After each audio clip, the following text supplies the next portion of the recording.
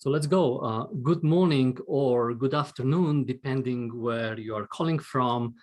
My name is Marco Bastel. I am Associate Professor of Supply Chain Management here at Marquette University and the Director of the Center for Supply Chain Management.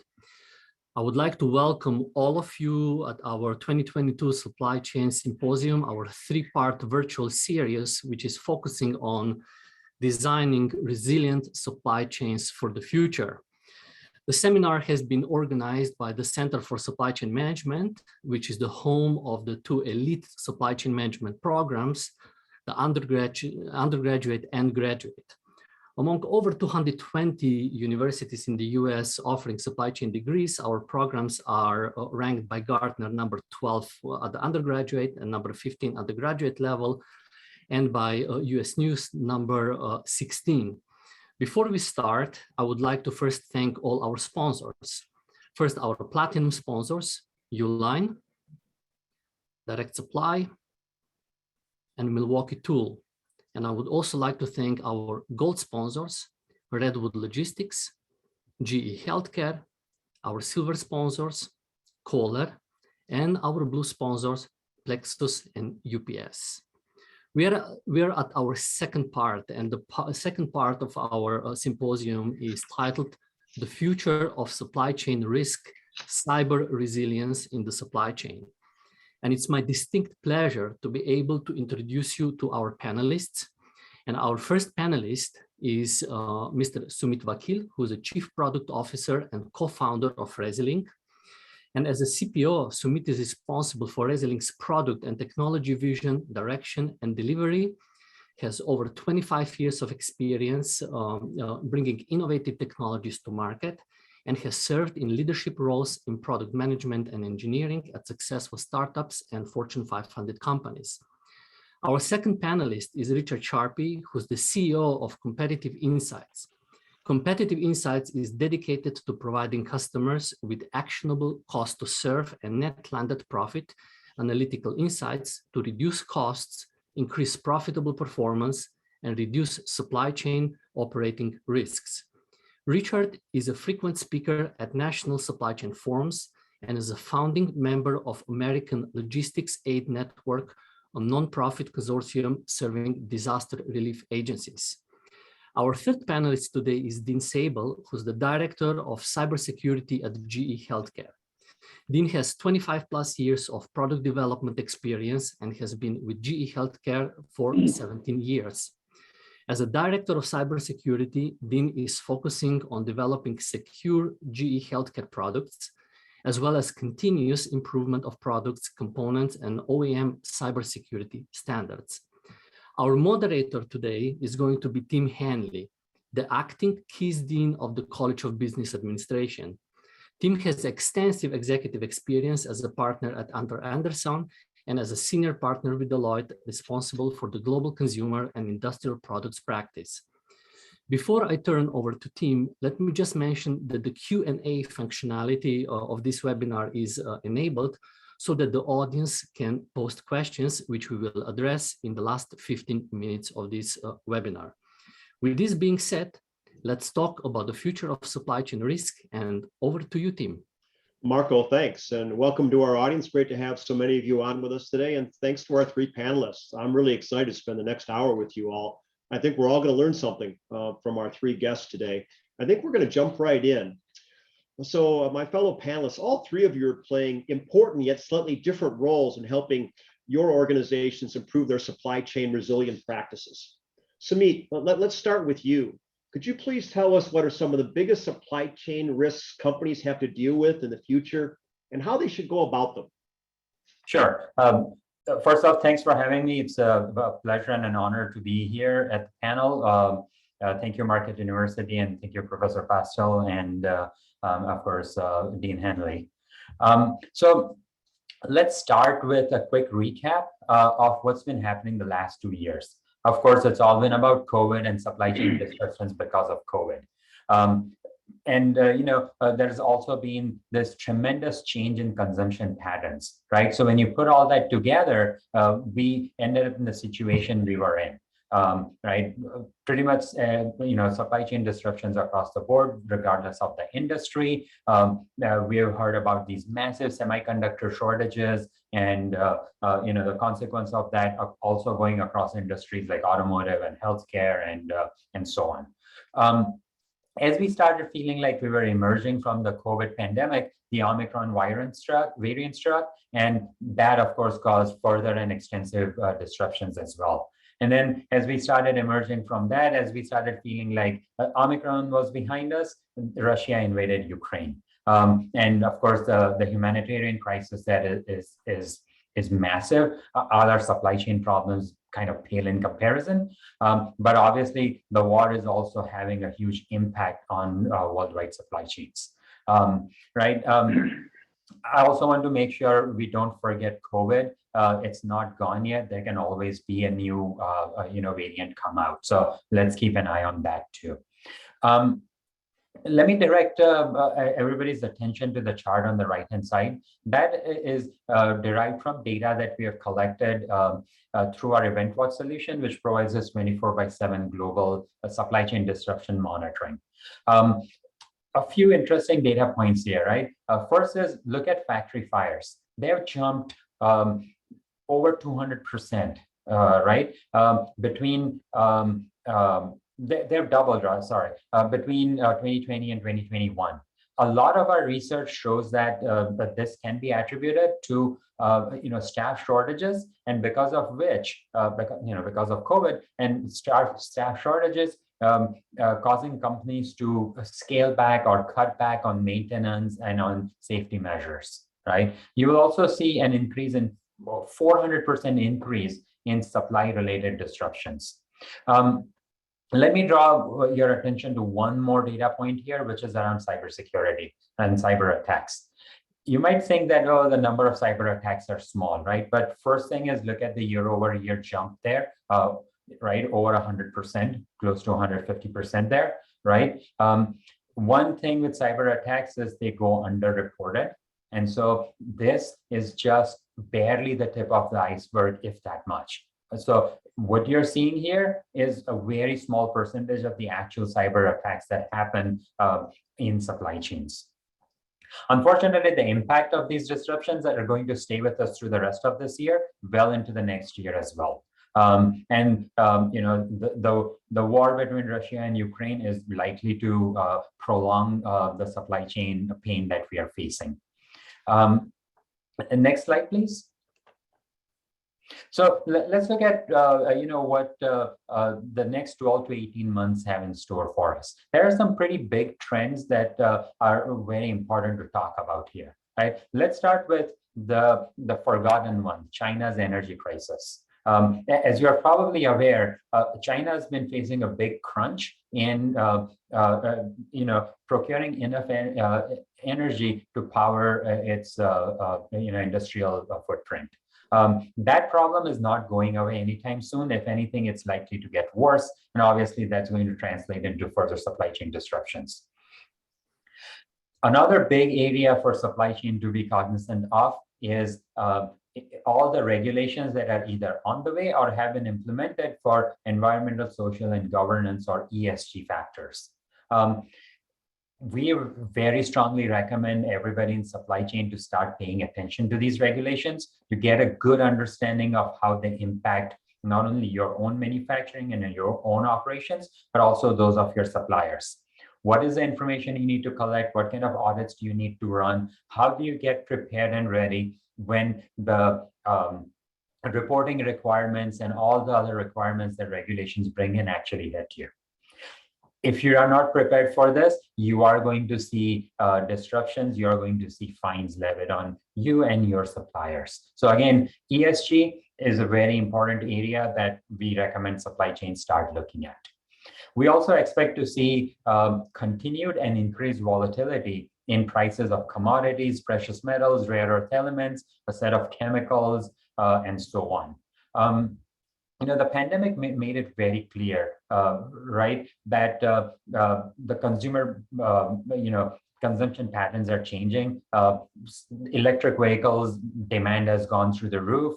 And all of this is leading to an increased pressure on the supply of rare earth elements and other metals. And this pressure is also, again, not going away anytime soon. Unfortunately, scaling up supply of these kind of materials doesn't happen overnight. So it's going to be a while before supply catches up with the demand. Among the bigger trends that we are seeing are reorganizations of supply chains to be more regional, to be more localized.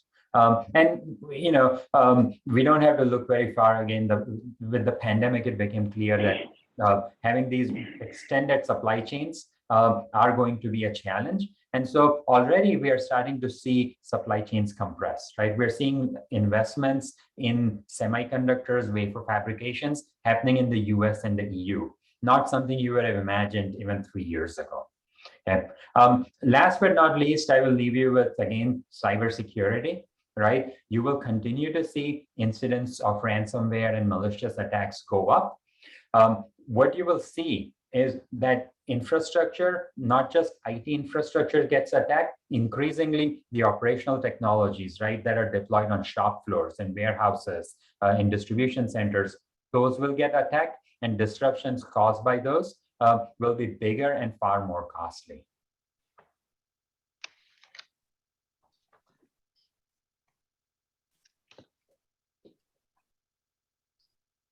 Thank you, Sumit. Say, Sumit, thanks. What a great way to set the table. And we're going to come back to you in just a little bit. But I think now we're going to turn to Richard. And Richard, your company, Competitive Insights, invests heavily in analytical solutions to tackle a variety of supply chain issues, including supply chain risk. Could you tell us how you see companies will be utilizing technology to reduce their supply chain risk exposure, Richard? Certainly, Tim. Thank you. And thank you, everyone, for attending today. We really appreciate it. Let's go to the next slide. So as we think about supply chain risk management, obviously, we're all very focused on the disruptions that we're living with today and the disruptions of the future. It's really important to put two different perspectives on this and talk with regard to how technology can help in both of those. So the first one is when we have a event that we did not anticipate. So something has happened, you walked in Monday morning, all of a sudden a plant is down or customer issues. And obviously around supply chain risk management, what you want to be able to do is be able to think about the immediate actions that you need to take to minimize the impact and to stabilize the situation. So how can technology help with that? The other perspective, though, is being proactive. And that is, if you'll go ahead and advance, thank you. Being able to look at where you are vulnerable in the supply chain and gaining visibility to those vulnerabilities and thinking about effective mitigation strategies to minimize that vulnerability.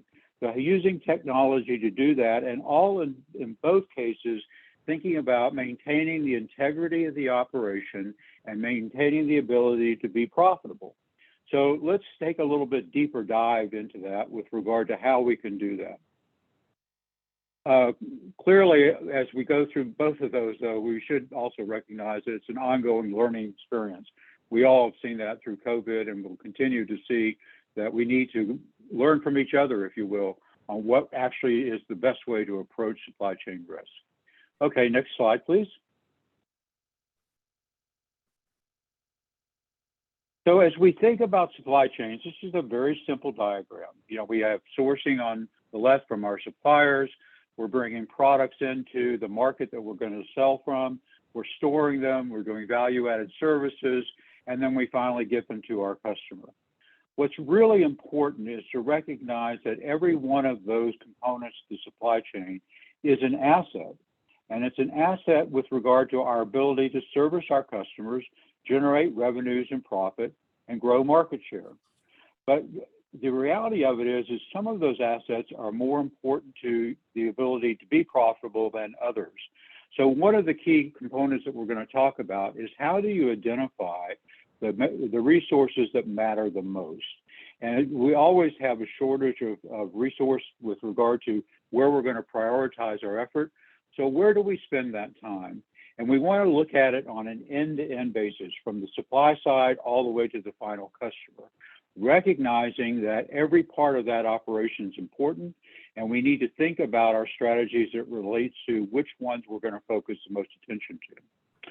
So let's take an example of that. If we can go to the next slide or advance. So with this summit, you want to talk about how Resolink is doing that with regard to your great technology and services? Sure. Thank you, Richard. Going back to what Richard was talking about with regards to being proactive, right, and understanding where all the weaknesses are in the supply chain. What our research shows is that much of the risk in your supply chain comes from deeper inside your supply chain. So your suppliers, and their suppliers, and so on.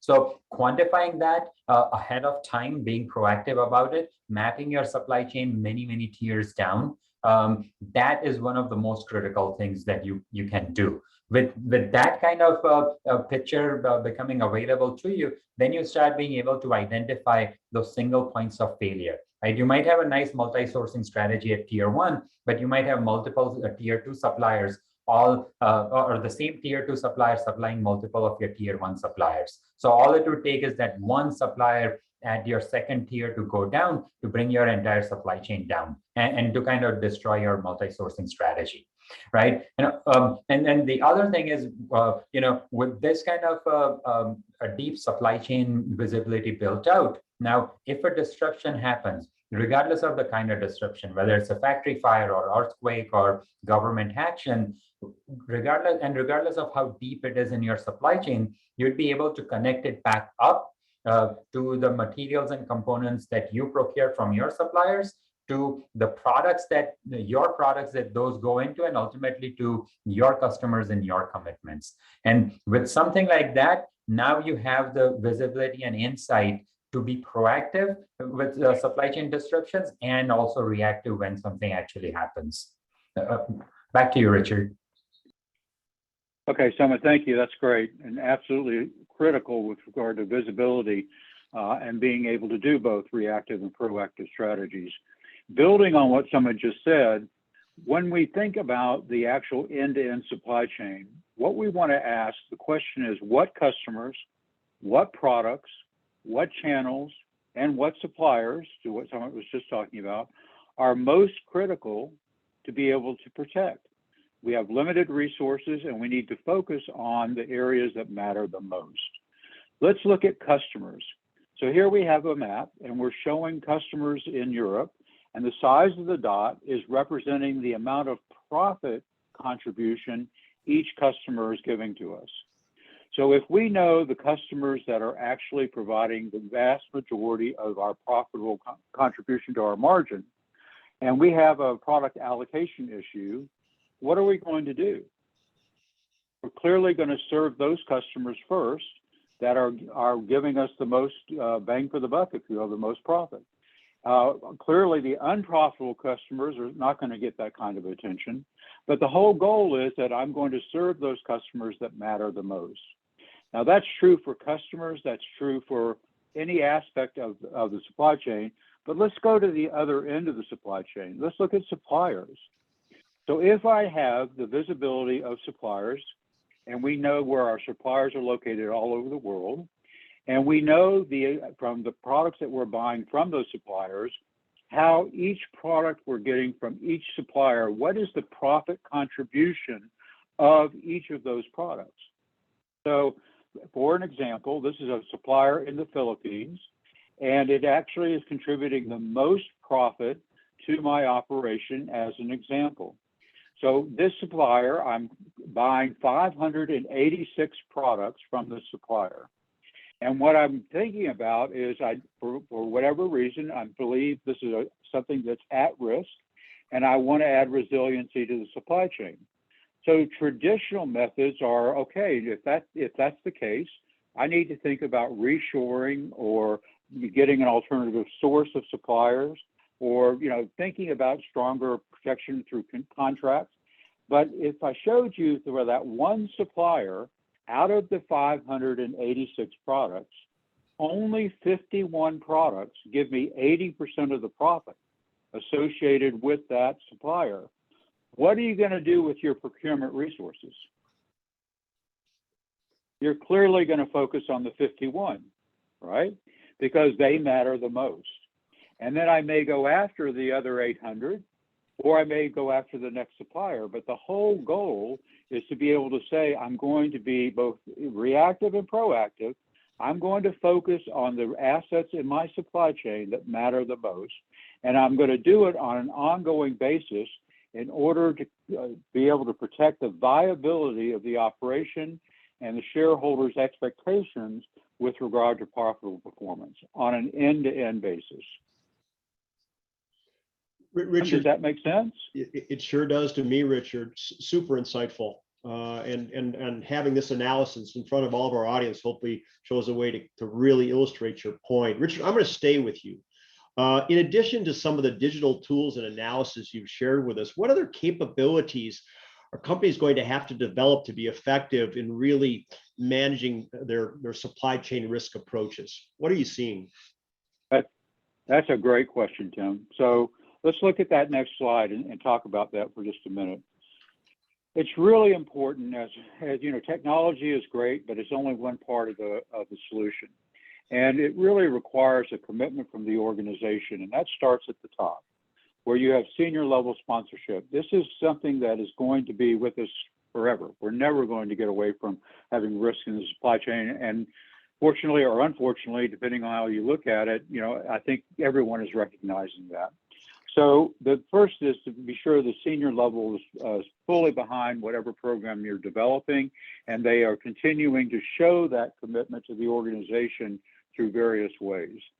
The second is to think about supply chain risk management not as a supply chain only exercise.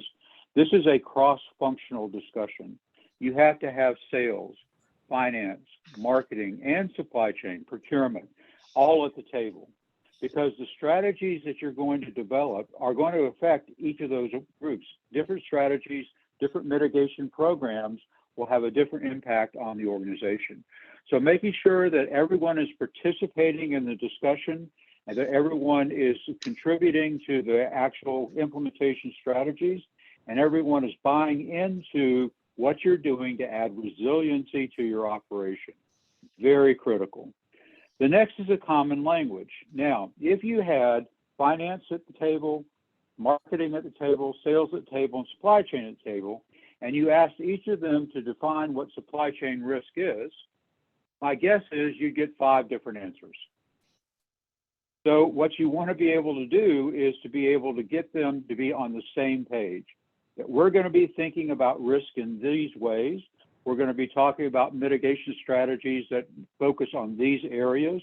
We're going to talk about how we're going to measure risk, how we're going to effectively look at how well our programs are working, and we're going to do it on a way that we all understand it, we all have agreed to it, and we're all committed to it, using a common language. Fourth point is that, in our view, you really need to tie your mitigation strategies back to financial impact. Now, if you are a non-for-profit, that's still very important, but particularly for a for-profit organization, your risk mitigation strategies are going to require investments. And the investments can be, you know, relatively small, or they may be large. It's just depending on your operation. But the key is that everybody's very, especially in these inflationary times, very cost conscious. And so it's really easy once the risks kind of minimize and people start getting back to what they think is the new norm, that the first thing that could be cut is your risk mitigation program. You don't want to do that. You want that program to be viable by showing the financial impact of what you're protecting or what you did protect if it's actually reactive, to be able to say it's critical that we maintain this program. It's critical that we retain a resiliency program that allows us to continue to be effective, operational, and profitable. And the last, and really one of the most important, is that you don't want to treat supply chain risk management as a one-time project. It is an ongoing exercise that is required in order to be able to operate effectively today. And I think the fortunate part about it is that what we have all lived through in the last several years, what we're going through right now, I think that that message is going to be better received by organizations than it was possibly in the past. But these 5 steps, Tim, are, we think, are essential in order to have an effective supply chain risk management program. Richard, super helpful. Well, a great way to summarize all of this. And so, by the way, I've seen a couple of questions come through. And so please, to the audience, we're going to have a few minutes towards the end of the presentation for questions. So please keep them coming in. But Richard, great overview. And I want to now circle back, Sumit, to you. And you talked in your opening session a bit about cyber attacks. And cyber attacks have been ranked one of the top risks in 2022, and one where you see a glaring gap between the criticality and what companies are doing. I certainly saw this during my own business career. Do you explain why this is so, and maybe what you think companies should be doing about this, Sumit? Sure. One of the main reasons we see that supply chain cybersecurity does not get a lot of attention is because it kind of tends to fall between organizational cracks. So you talk about cybersecurity at an organization, then it's the information security team's domain. You talk about suppliers at an organization, it's the supply chain team's domain. But when you bring the two together, typically, it will be more like, well, suppliers, they should worry about it. Cybersecurity, they should worry about it, right?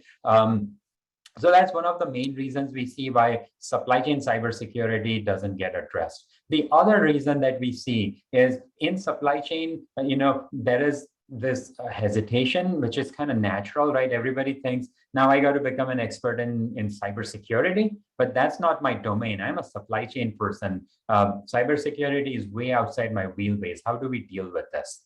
So what I generally start with is this slide to actually give companies a sense of, or give supply chain a sense of what we are really talking about when it comes to suppliers' digital assets. There is so much attention everybody pays to their own IT systems, right? But your supplier has the same IT systems: email, CRM, ERP, manufacturing systems, file servers, you name it, right? HR systems. They come with a set of risks themselves to your supply chain. Take for example, if your supplier's ERP system is compromised, you're not going to get shipments. Or if their email system's compromised, let's make it even simpler, right? Maybe that order request that you put in didn't even get to them. Worse, or equally worse, I should say, we send all sorts of stuff over email to our suppliers, right? Just think back to what you sent them. Maybe you send them your product designs, your bill of materials. You send them your intellectual property. Maybe you send them information about your employees, right? Your personal identifiable information, PII. Any of that, all of that could get compromised if your supplier's IT stack or IT infrastructure is compromised. Now let's switch and talk about operational technologies, because that doesn't get any attention paid to it. So we're talking about the actual control systems that go on the shop floor now, that go into your warehousing, distribution systems. So for the traditionalists, right, the PLCs, the SCADA systems, that's what I'm talking about. For the newer technologies, we're talking about industrial Internet of Things. Here, the risks are increasing dramatically and the attacks are constantly on the rise. And the consequences are equally severe, right? You can shut a factory down by attacking those control systems. You can, convince those control systems to create products, components, raw materials that are poorer in quality. Obviously, all of this can cause delivery delays too. Worse though, right? These control systems have physical security aspects built into them, so they will control and stop a line if there is a physical security problem. You can override all that by attacking those systems. So now you could actually cause loss of life. You could cause an environmental disaster. You could cause pollution. So it is really, really important for us to be worrying about this, not just in our own, manufacturing facilities, but also those of our suppliers. Let's go to the next slide, and I'll share with you a few, headlines of what happens when we don't pay attention. The most interesting one happened very recently, February 28, so just a couple of weeks ago. Toyota, all of their manufacturing plants, all of their, not just their car manufacturing, but their subsidiaries that do trucks and heavy machinery, all got shut down because one supplier got hacked. Okay, one supplier, one small supplier brought all of Toyota's manufacturing down. If you think about it, right, the cost that Toyota must have incurred here, going back to what Richard was talking about, you have to be thinking about your profits. The spend-based thinking, not very relevant to supply chain, but how does this impact your profit?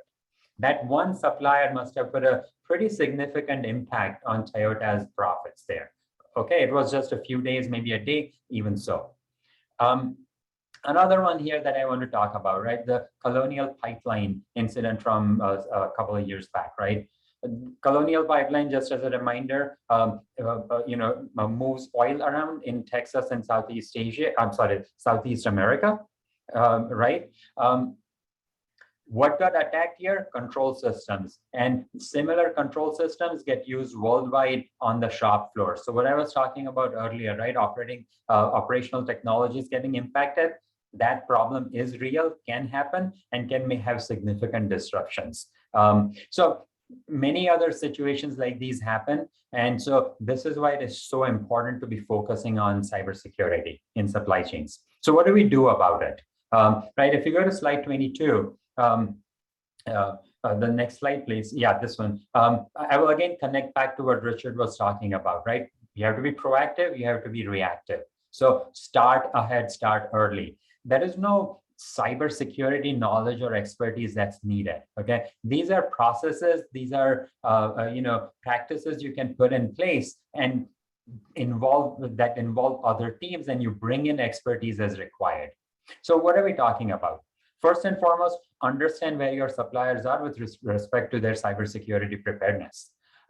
What we see very frequently is cybersecurity data is collected from suppliers at onboarding time and then not refreshed frequently. We also see data collected in a way that makes it very hard to run analytics on and find risks from. So collect analytics, collect data from your suppliers, keep it refreshed, understand, generate risk scores out of them, and start taking action based on those risks. One of the things we recommend is update contracts with your suppliers so they are required to provide more transparency when cyber attacks happen. If they don't tell you, in many cases, you won't find out, right? The last thing you want is that set of, IP showing up on the dark web, right? Or showing up with, a competitor who may not be as ethical to go to law enforcement with your IP, right? Assemble a response team. Again, this is, very much related to what Richard was talking about earlier, right? You need to bring the right people together, and you need to put processes in place, and you need to train that team on an ongoing basis. So what are we talking about? We're talking about obviously sourcing, because we're supply chain, right? And we have the relationships with suppliers. Information security, public relations, legal, we have finance and insurance teams, and so on. Document everything, make sure everybody knows what needs to be done, meaning create playbooks, right? And train your teams on those playbooks. Review your insurance coverage. This is one of the things that we find frequently. Insurance coverage is insufficient when it comes to supply chain disruptions caused by cybersecurity incidents. Why? Because it's such a new thing, and why? Also because there isn't that much attention paid to it. And then on an ongoing basis, do this 24/7 worldwide supply chain disruption monitoring. You need to be picking up more than just weather incidents. You need to be picking up cybersecurity as well. Keep in touch with your suppliers. Make sure that you're refreshing data from them. Keep your playbooks, your contacts updated as well. And then last but not least, always run drills, right? You need to do those tabletop exercises to keep everybody on their toes, including your suppliers. Okay, now let's talk about the reactive piece of it. If you go to the next slide, please. So Okay, with all our preparations, you can still face a cybersecurity incident, right? Your supplier can still get hacked. What do? This is one of the things that also comes up frequently. I'm in supply chain, but that's my direct supplier that's got hacked. What do I do now? And again, I'm not a cybersecurity expert. Again, it is a set of things that we want to do that supply chain can do and have an impact with. With any crisis, step one, take containment action, right? You have to limit the damage to your organization. In case of supply chain, let's make sure that you talk to your supplier that's impacted and make sure that they will be able to continue to deliver to their commitments, right? If they say, no, we have a disruption and we're going to delay shipments, then you need to execute those playbooks that have your fallback plan. If that supplier cannot deliver what you need, can you go to someone else, right? Once you have the situation, the immediate situation in hand, you need to assess the impact, right? What is the big impact to your organization, not just the immediate, but on an ongoing basis, right? Maybe, your systems and your supplier systems are connected, so they are infected. Can you get infected? Your IT team needs to be brought in to look at this. Is there intellectual property that got compromised? Is there sensitive personal data of your employees that got compromised? All of that assessment you need to do, in addition to what is the financial impact to you?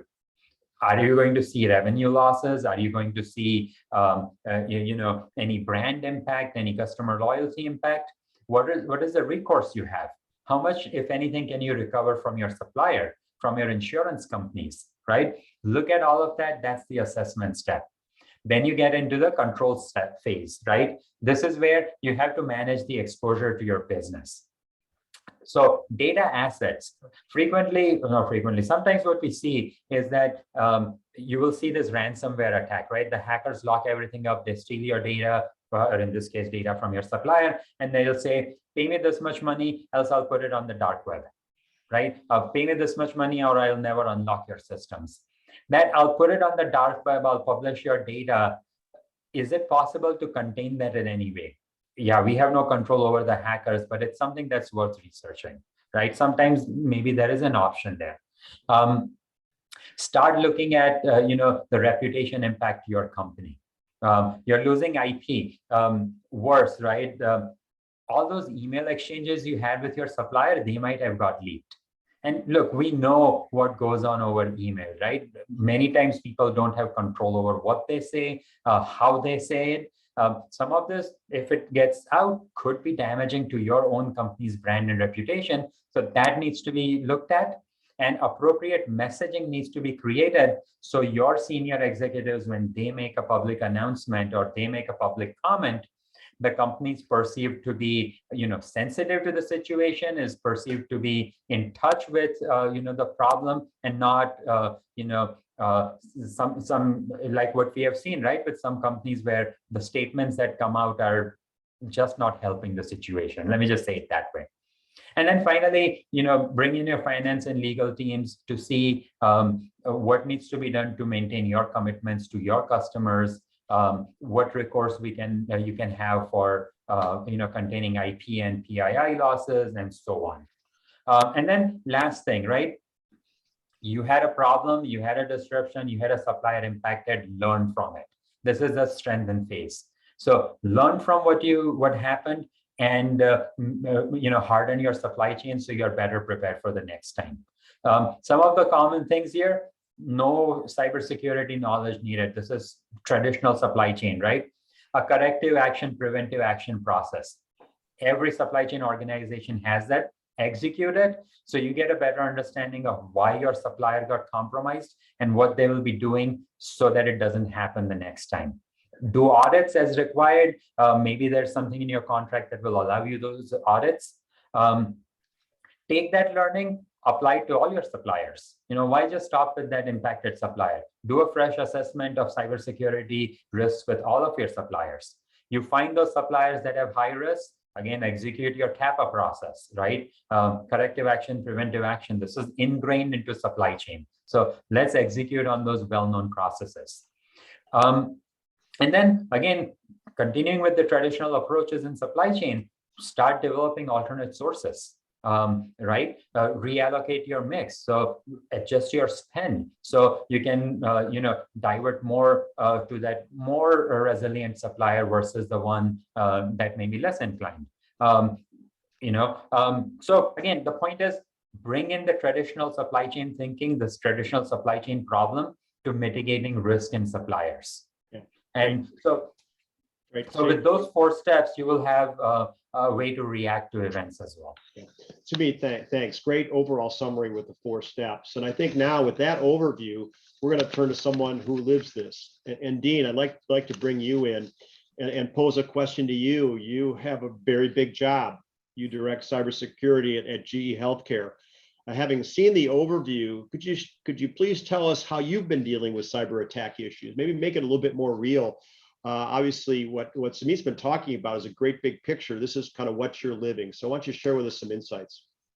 Yeah, yes. First of all, thank you for having me. Pleasure to be here. So, yeah, there's a lot of aspects to the cybersecurity space for a company. So I think what we'll do is we'll really focus on the product development side. Even within product development, you have pre-market and post-market activities that you would take place to address cybersecurity within your products and the supply chain which brings components into that product development. So focusing right off the bat, pre-market is really prevention. It's doing the right things up front to identify risk right off the bat and make sure that those things have requirements and are addressed and tested throughout the development process. So really you want to take a risk-based approach to some of the preventative things that you can identify early. So at GE Healthcare, we have cybersecurity standards and processes which really kind of go through and are baked into the entire development process. So some of those things are really around the development life cycle. So it really kind of aligns well with how we are doing things. From a people standpoint, one of the things that we like to do is we have cybersecurity SMEs, experts that really integrate with the product team. So you kind of get this meld of cybersecurity expertise, and then you have product domain knowledge from the engineering team. And there's a role on that team, which kind of, which is kind of the communication of how cybersecurity is baked in, how we get best practices, how we stay consistent across our product portfolio on the activities that we're doing. So, with that kind of knowledge, the roles work together. And the first thing that we like to do is obviously training, is to get the product development team trained. What is cybersecurity? Why is it important? And then, into all the way into the source code development of things to do and to be aware of. The other thing too is, we initially risk certain products so that we understand the actual controls which we will need for that particular product. It kind of helps focus in on the activities that we can do to strengthen that product in the real world. And then I think one of the things that have come out the last couple of years that I think the entire industry is really focusing on is threat modeling. So really upfront, taking a look at the environment, taking a look at data flows, and identifying risks which are coming out of there. And to the point with the threat modeling is GE Healthcare too, is there's the ability to customize templates within these threat modeling tools. So we went ahead and actually customized medical device things, data protocols such as DICOM and HL7. Things like that. We built that particular template so that we could threat model our products better. And one of the things that we did with this template is we shared it to the community. We sent it out for it to be public knowledge and for hopefully other medical devices or companies or other things like that to take that and to learn from it, because it was just something that worked so well. We wanted to kind of share back. So with the threat model, you kind of get some risk assessment, privacy impact assessment, obviously with medical devices is very important too. So we try to get all of that stuff up front, identify all of those risks, mitigate them, retire them in any way we can. And then as we start in the development, we also have other activities such as, static analysis testing and things along that line to make sure that the actual implementation of these requirements are going as expected to. And then, moving forward into the, the product release space is one of the things that we also really have a lot of, take a lot of priority with is assessment. So we will assess products at the end of development, make sure that, requirements and other things are implemented correctly, configured correctly, so that we're not leaving any gaps in the real world. So at the end of that whole process, we have some responsibilities as far as, making sure that those products meet our standards. And, we have, ownership of that through approvals to get those products out the door. So I think that in a nutshell, as far as product development, things like that, that's where we're coming from. And I think, from the supplier side on that, is when we integrate components, we really like to take that same approach as well too, is we will kind of pull components to be standalone and look at them through that same exact process, so that if we have reuse scenarios or other, these particular products are implemented in many different devices, we don't want component level risk to be propagated across our product portfolio. So we really do a lot of those exact same things. And, within our suppliers too, we really want to ask these questions and get this information very early in the process.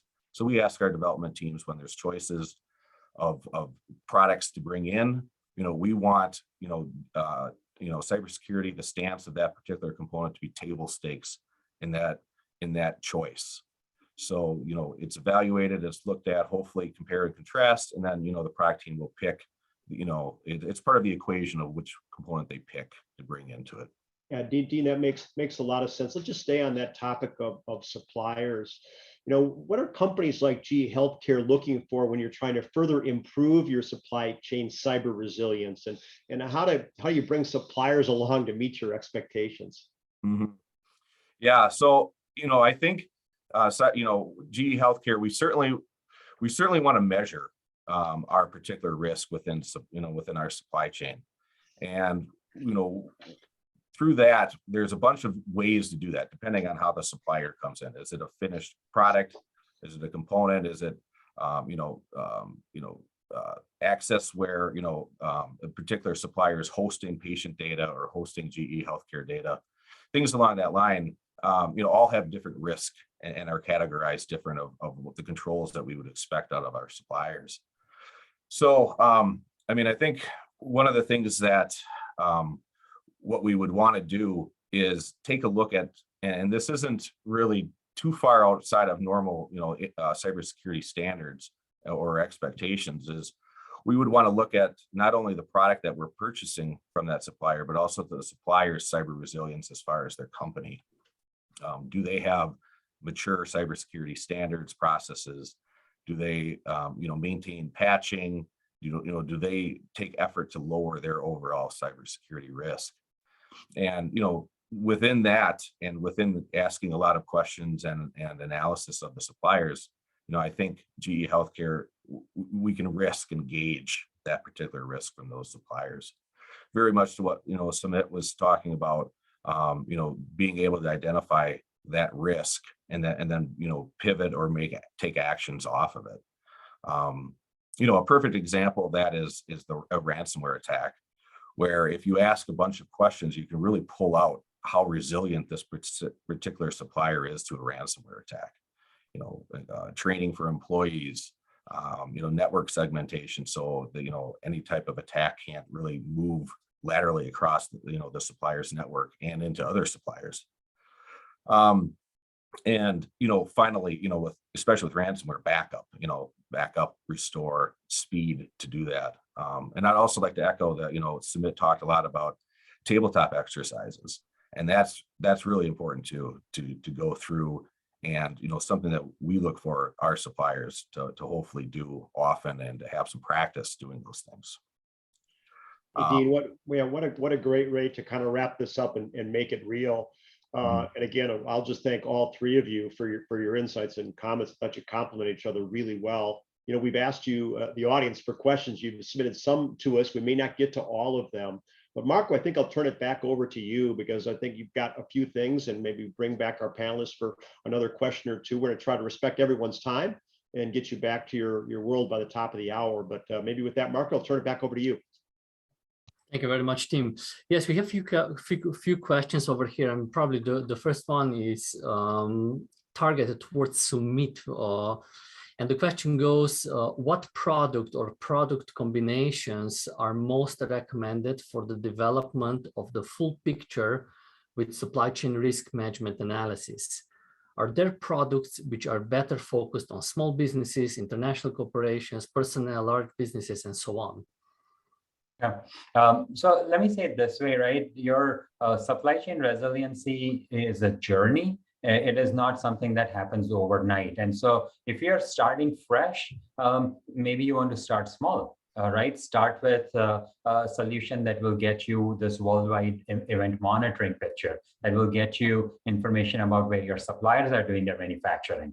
Right? Then over time, as your company gets more accustomed to working with supply chain risk, and as you start building out deeper processes, your journey progresses, and you can bring in more components into the solution to bring more insights, more visibility, more dimensions of risk that you can address. So what you're looking for are solutions that will help you start small if you need to, and let you build over time.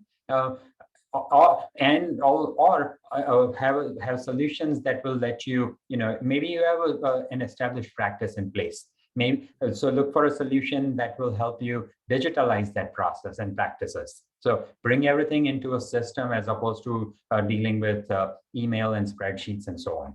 So again, your journey, it is a journey towards resiliency. So you're looking for solutions that will let you start where you are, let you digitalize everything, and help you grow as your people and processes grow.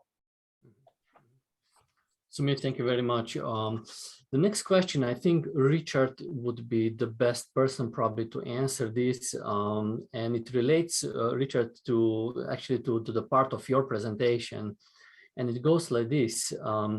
In addition to the customer prioritization by cost, shouldn't there be a consideration of which customer has an immediate need to serve their customers versus a customer who is stocking the shelves? In such scenarios, a low margin immediate need customer might need to get preference over high margin stocking need. What would be your thoughts on that? It's a very good question. Every situation is going to be different. So, you could add to that the ability to grow market share, and that a particular customer is very important, not a high margin contribution at the moment, but it is critical to your strategy as growing the business. So the answer is you have to look at all the dynamics associated with how you're going to prioritize resources or prioritize the ability to get product to the customer. And it really is just, again, thinking about that prioritization as it relates to whatever those strategies are. But one of the things that I'd like to offer is that in the end, it's very critical to be thinking about whether it's a low margin customer or high, just having that visibility as to what that customer means. You may still choose to do a priority of allocation of product to a low margin customer, but you made that as a fact-based decision. It wasn't just based on something that was, an opinion of someone, if you will. And if it's a fact-based decision, then it's a great decision. But that's what you really want to be able to do that in such a way that it's informed, you have the visibility, and you can justify that decision to your shareholders. Richard, thank you so much. We have another question just came in. What are your thoughts about the quality of data available to get visibility into risk about tier 2 and subsequent tiers of suppliers? So as we know from the practice, the degree of visibility is dramatically dropping as you're moving deeper into a network. What are some of your thoughts, maybe either Sumit briefly or you, Dean, given that you are dealing with that part as well at GE? Go ahead, Dean. Sure, I can start. So yeah, I think we have expectations of our suppliers when we, go ahead and try to gauge risk of our suppliers. We have, we would like them to, work with us on their, understanding their, overall cybersecurity maturity. And this is helping us, and this is also kind of helping them as well too. It's a win-win situation where when we ask particular questions. I think it would be good for the suppliers to really look ahead and expect these things. I think this is going to be in the future more and more of this, supply chain cybersecurity risk assessment across them. And, I think they can go ahead and predict what some of the things that, their customers and are expecting, and then, move that through the tiers of the supply chain of what they would also be expecting from their suppliers. Sumit, I'll let you take it from there. Thanks, Dean. Yeah, so what we've seen, right, and we've been doing this for about 12 years now. Our solution helps our customers go directly to their suppliers to collect data. So this is not some vague data that's out on the internet and such, right? So it is very specific primary research data, if you may. So the quality is really high because it comes directly from the suppliers. What we also see, and by the way, I'm talking about not just tier 1 here, tier 2, 3, 4 as well. In fact, we have one a large customer from the Midwest. I can't name them because I don't have the permission, but we're already at tier 5 mapping for them. Think about that, right? Tier 5. And they want to continue to go all the way down to the mines. So a lot of it comes down to, the quality of the data comes down to how much effort you as a company want to put into it, and how much, you want to pressure your supplier, push your suppliers, make them understand that this is good for them and it is good for you. It's a collaborative thing. It's not, oh, it's just for us or anything. The entire supply chain benefits. And that's, being able to convey that helps collect data, and that's where we have seen the best quality data come in when you go deeper into the supply chain. Sumit, thank you. Thank you so much. So I want to be respectful to everyone's time. We are hitting like top of the hour.